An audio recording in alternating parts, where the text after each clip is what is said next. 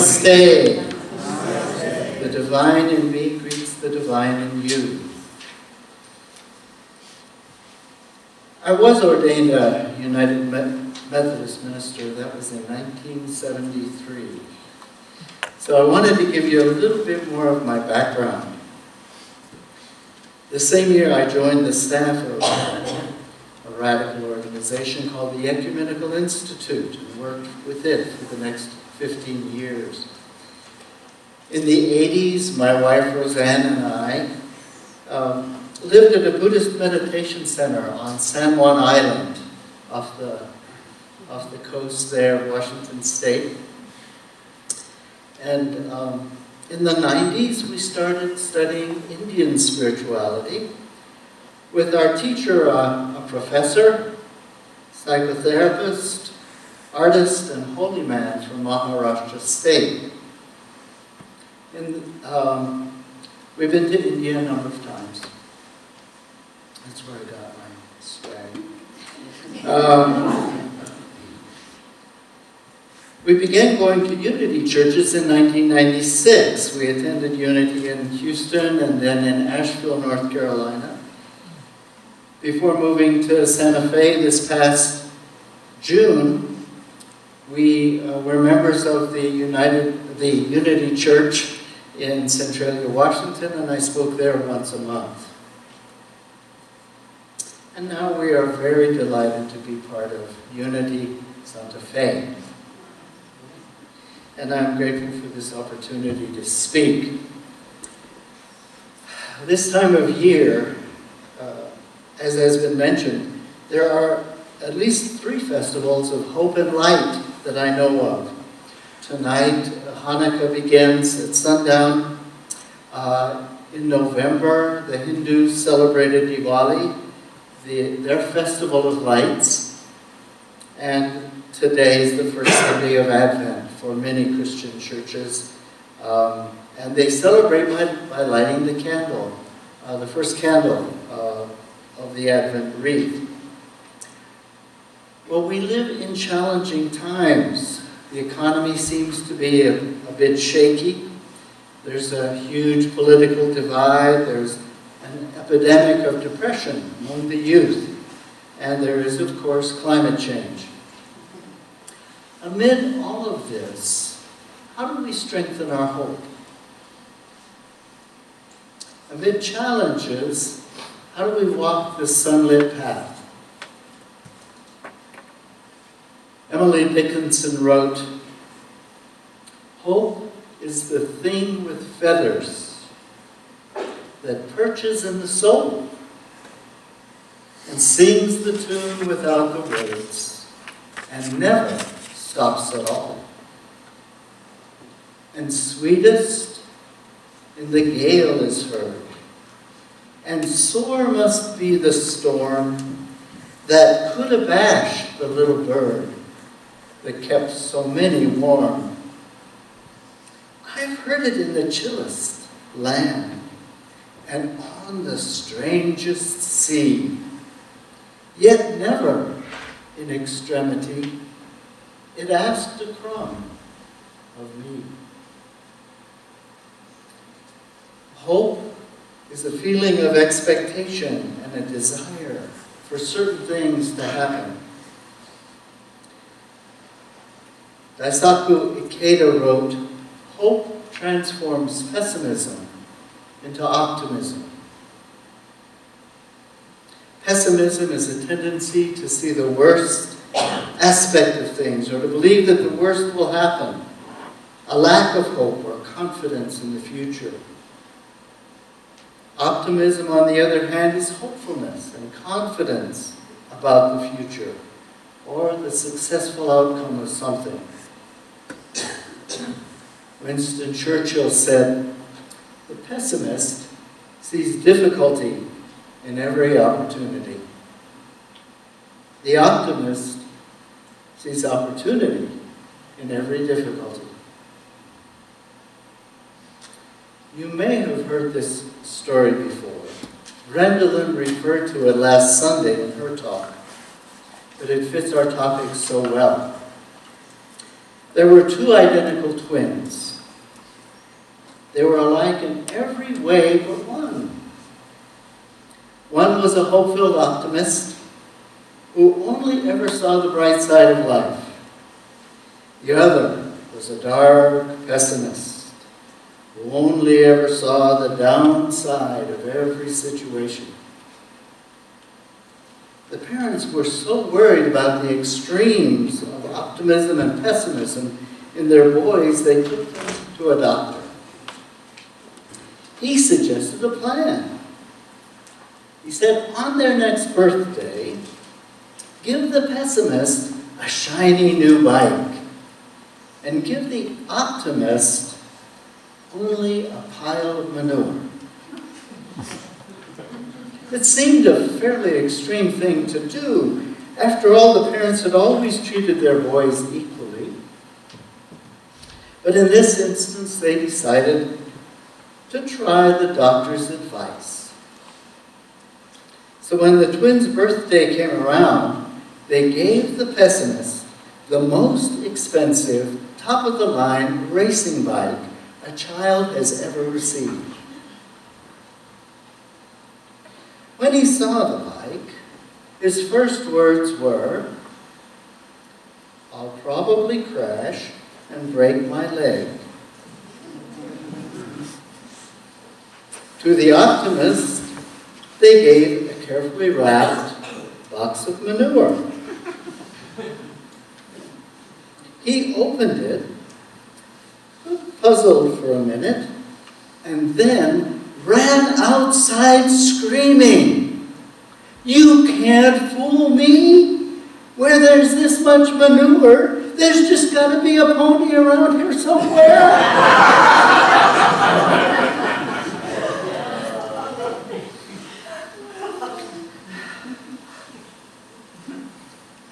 Psychological studies have shown that optimism increases one's resilience.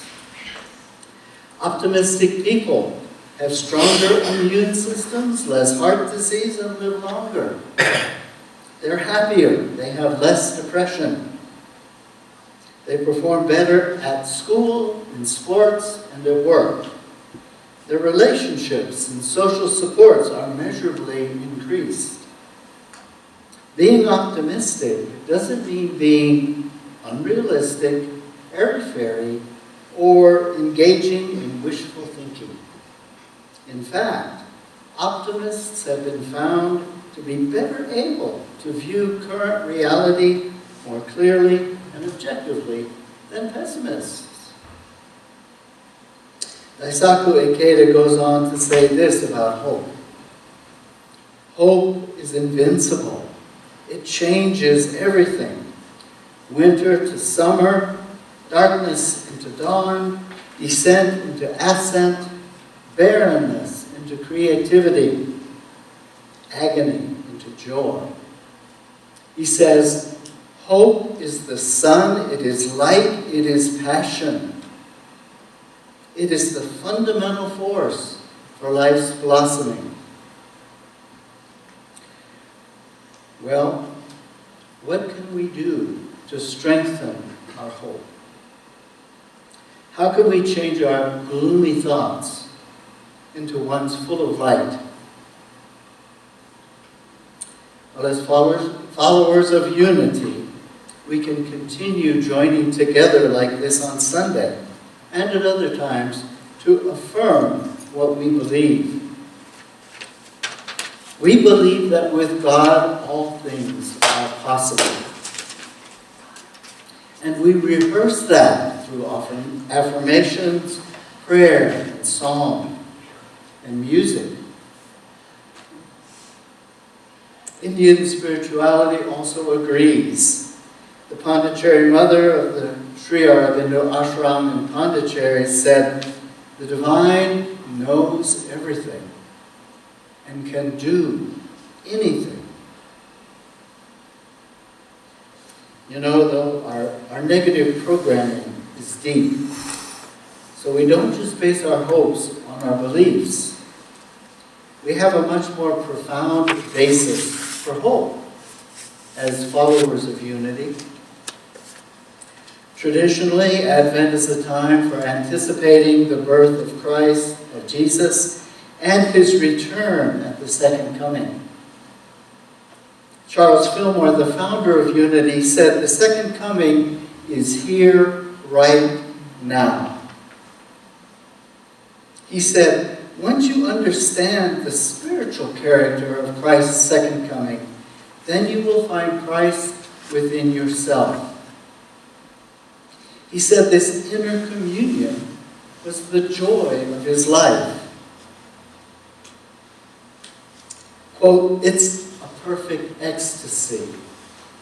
So he focused on his inner life as the most enticing thing in the world. So coming from the mystical tradition like Fillmore, we base our hope on an intimate awareness and knowing of the divine presence within us and around us. We sit in silence, quiet our minds, aspire, and open ourselves to the divine. As we do that, a deep awareness grows within us. We experience an unconditional, immeasurable love, a perfect ecstasy, the most enticing thing in the world. Lady Gaga suffered from depression, but she said, quote, I learned that my sadness never destroyed what was great about me. You must go back to that greatness, she said. Find that one little light that's left. She said, I'm lucky. I found the little glimmer stored away. That light within, that little glimmer, that's where we get our hope. Hope is the thing with feathers perched in the soul. So we can increase our hope through worship and meditation. And we may know and believe that with God all things are possible. But there are times when our hope falters. There's an article on the web called Despair is Not a Strategy. And it says, quote, our minds have a negativity bias. And by the way, there's a thought that this bias may be a remnant from our ancient ancestors' experience at the time of the Ice Age. So it's deep.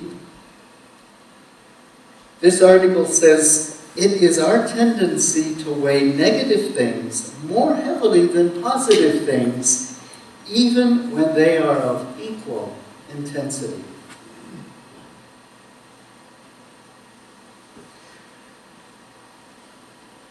There was once a traveler who was walking from a village in the mountains to a village in the valley.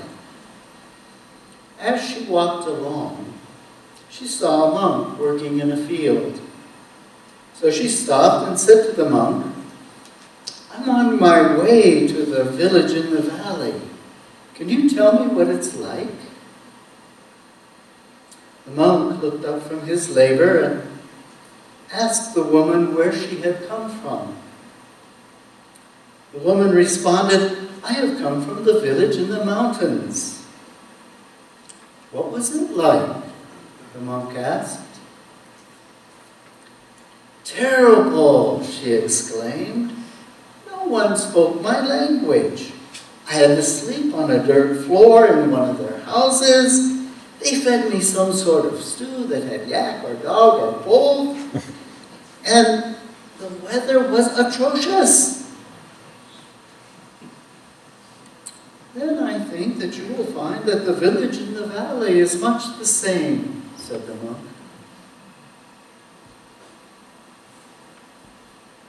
A few hours later, another traveler passed by, and she said to the monk, I am on my way to the village in the valley. Can you tell me what it's like?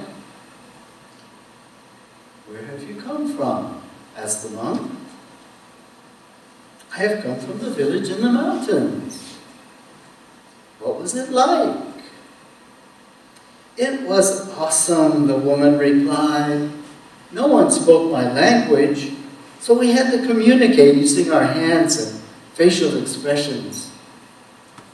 I had to sleep on the dirt floor, which was really cool because I had never done that before.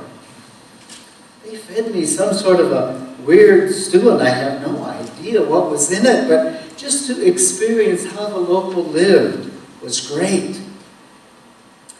And the weather was atrocious, was freezing cold, which meant I really got a taste of the local conditions. It was one of the best experiences of my life. Then I think that you will find the village in the valley much the same, said the monk. Life is 10% what happens to us and 90% how we respond. Let's not allow the challenges of life to take away our hope. Our past experiences and attitudes have a profound influence on our hopes, but we can change them. A second way to increase hope comes from the relatively new field of positive psychology. Dr. Martin Seligman and his colleagues at the University of Pennsylvania and others have been using rigorous statistical methods to analyze positive traits like hope and optimism and how they can be increased. Positive psychology states that our thoughts drive our behavior. Studies have demonstrated that we can become aware of, challenge, and change our negative beliefs. We can learn to be more optimistic. In his book, Learn Optimism, Dr. Seligman suggests one way to change negative thoughts is by keeping a journal.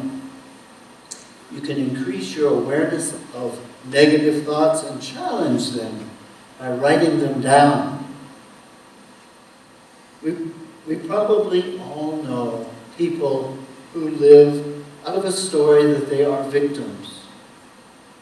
Their future is bleak because of the ideas they hold on to about the past.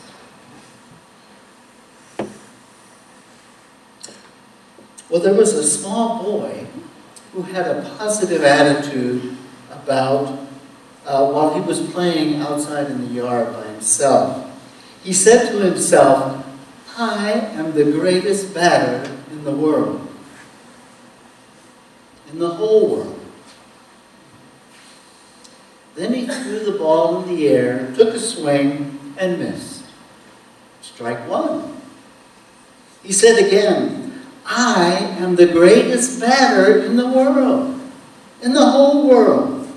He threw the ball in the air, took a swing, missed again. Strike two.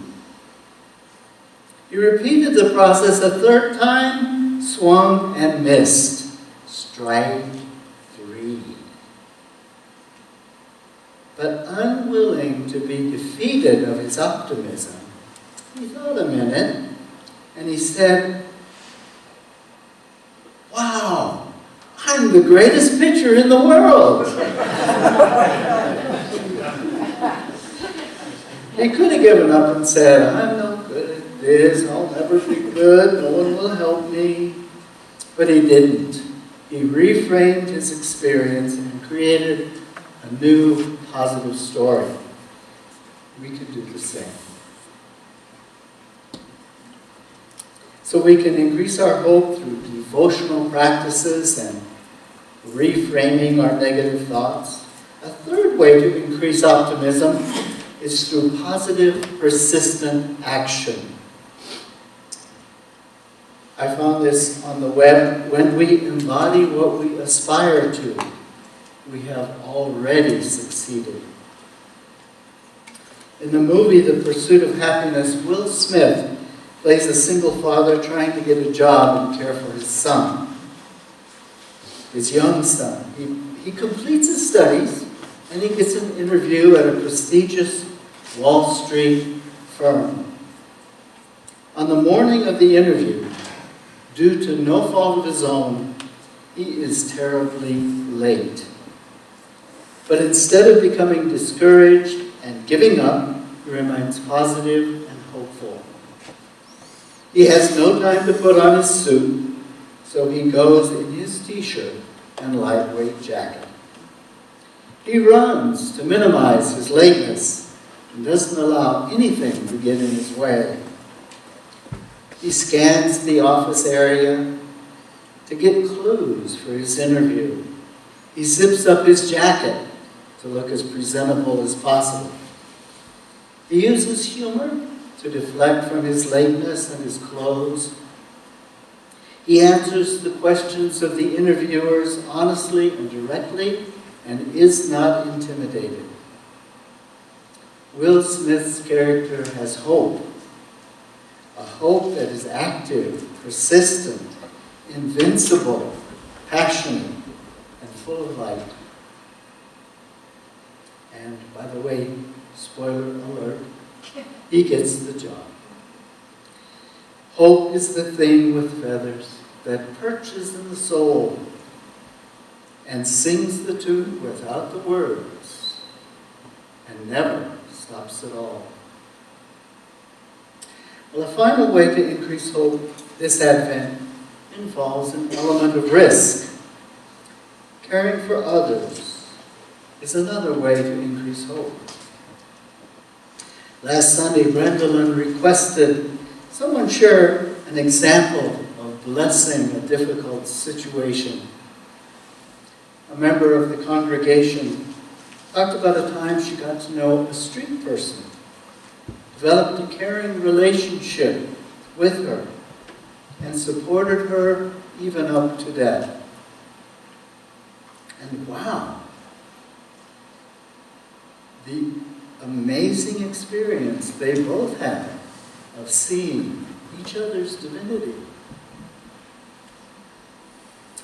I'm so grateful we were able to hear that story.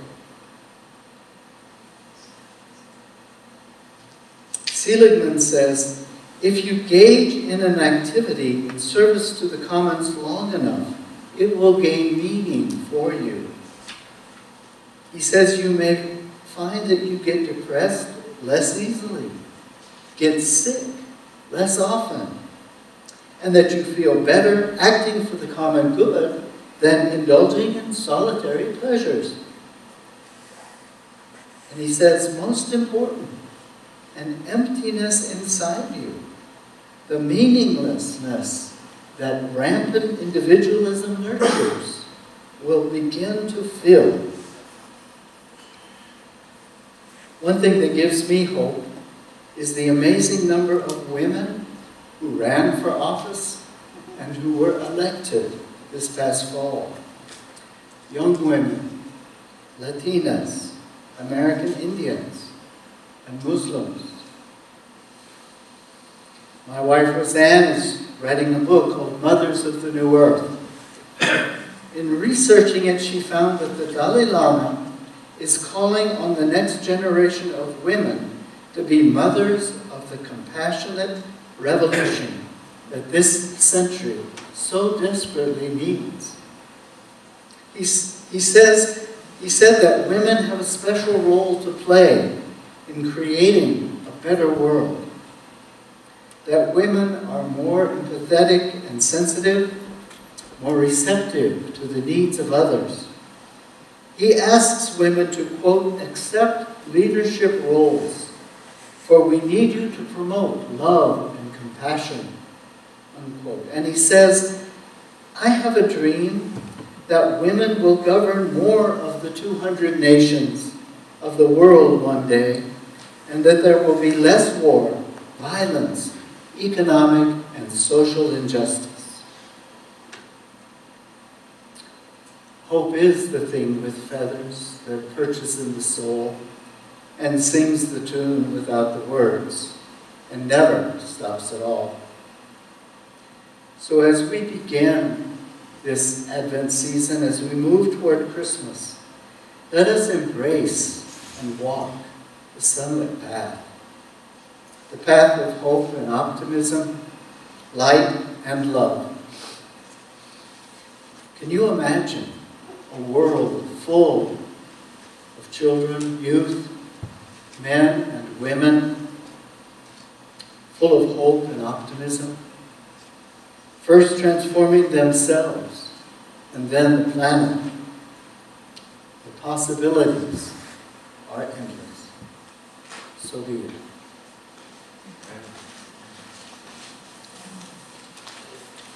So it is. Now join me for our meditation.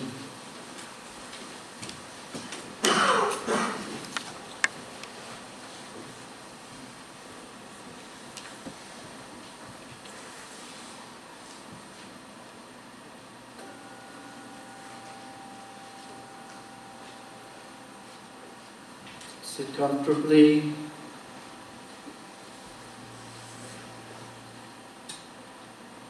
Take some long, deep breaths.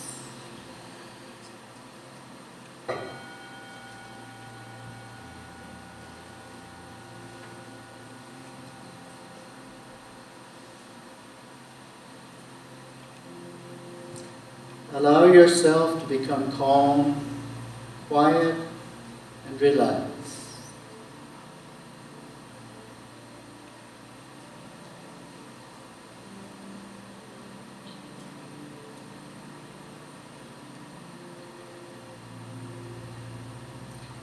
Now visualize the space above your head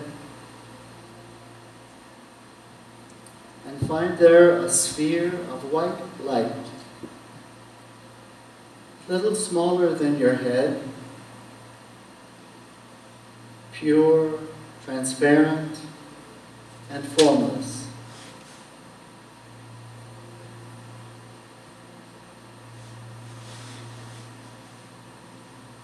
Don't worry if it doesn't appear clearly. It's enough to just feel it there.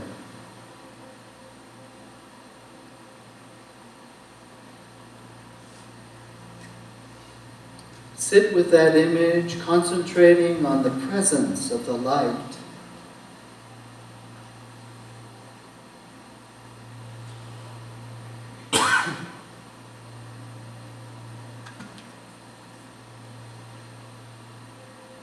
Just remember to breathe slowly and deeply.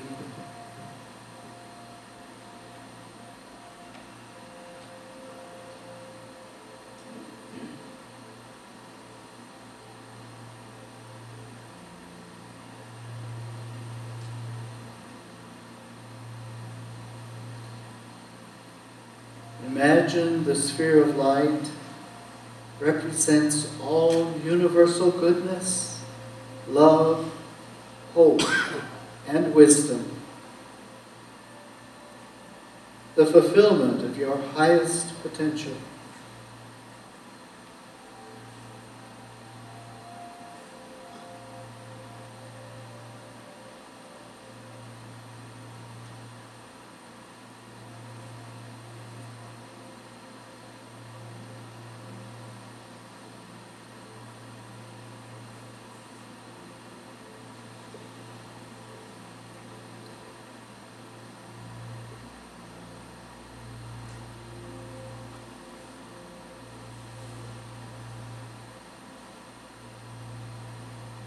Now visualize the light decreasing in size until it is about 1 inch in diameter. And see it descending through the top of your head down to your heart center.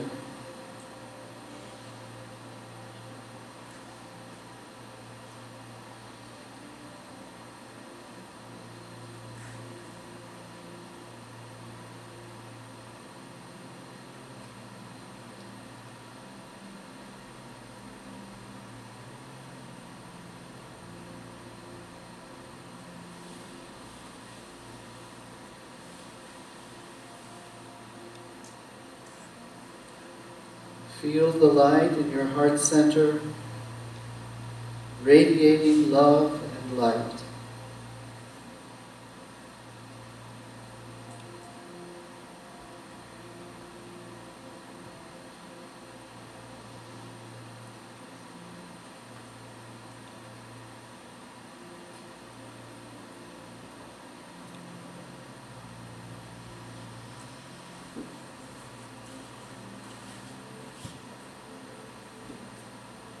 Watch now as the light begins to expand once more, slowly spreading to fill your entire body.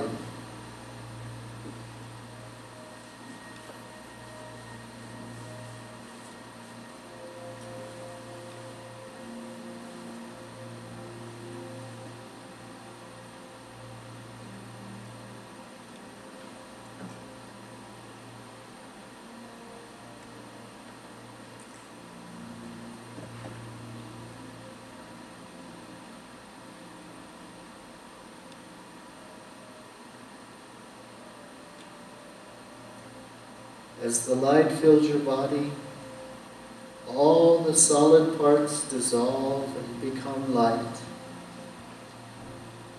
Your organs, bones, skin, your whole body becomes pure, formless, white light.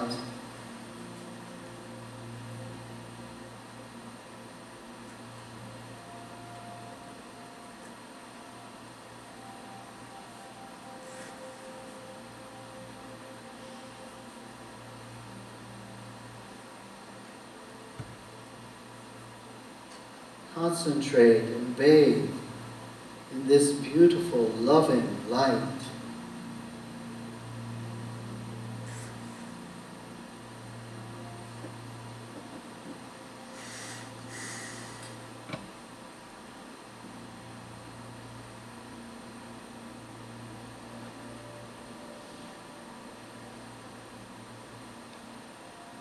If any problems or thoughts come up, let them also dissolve into the white light.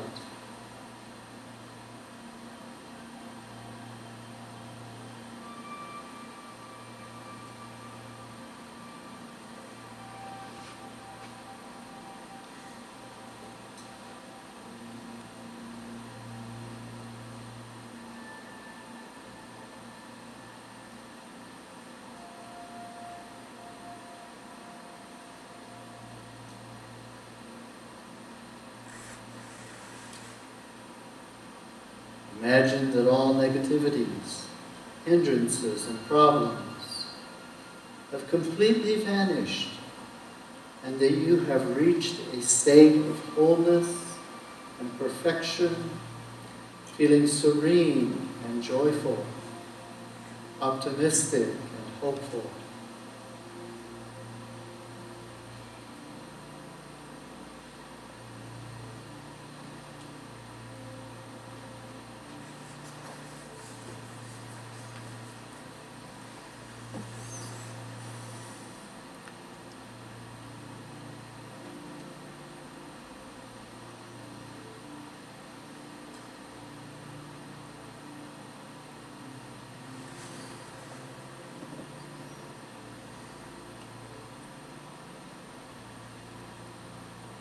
Now visualize yourself going about your daily activities in your body of light.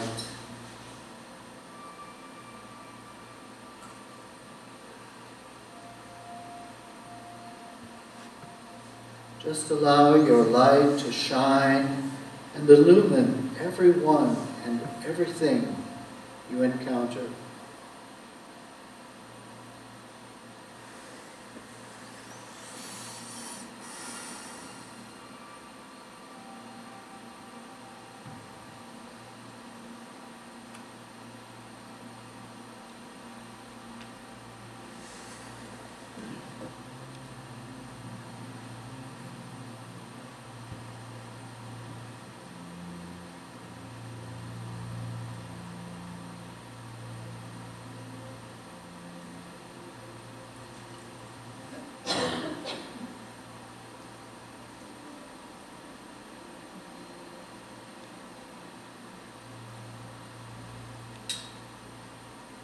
And when you are ready, take a deep breath and come back into the room in your body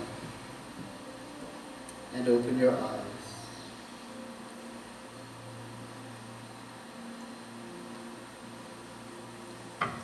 And let us continue to embody this light and hope and carry it out into the world.